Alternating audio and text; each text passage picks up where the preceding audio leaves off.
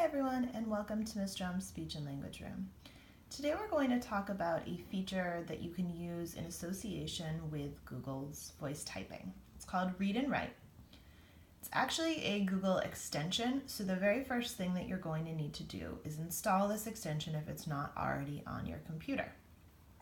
To do that, we'll go to Google's Chrome store. You can do this by either typing Google extensions into the Google search engine or just by going to chrome.google.com.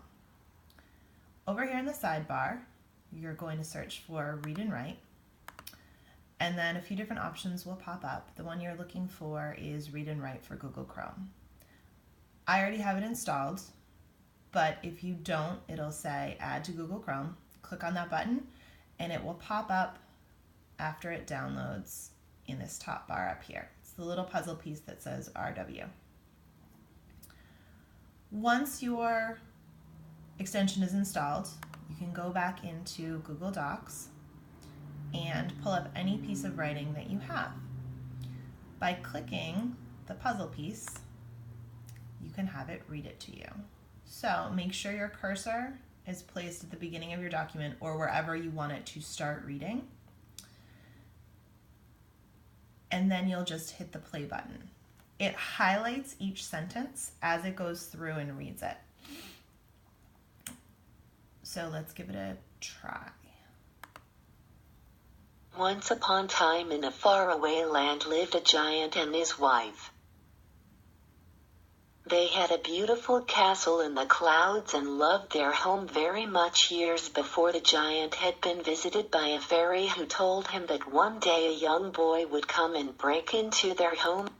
So, as you're reading, you can either pause it or you can hit the stop button in order to stop it and make edits.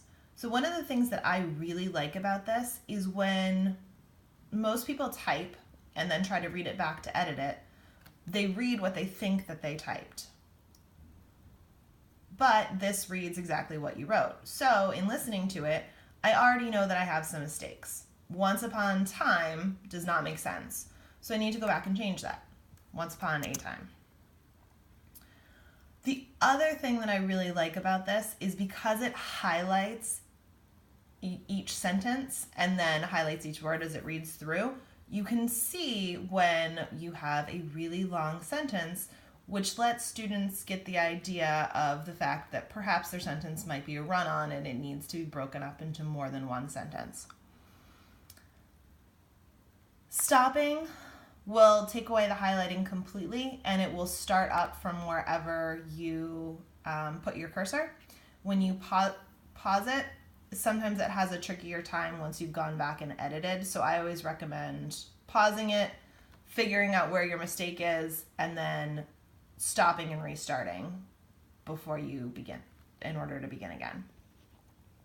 Hope this is helpful. I will do a follow-up on a couple of the other features that you can use with Read and Write, such as changing the speed and voice of it next time. Thanks so much. Have a good one.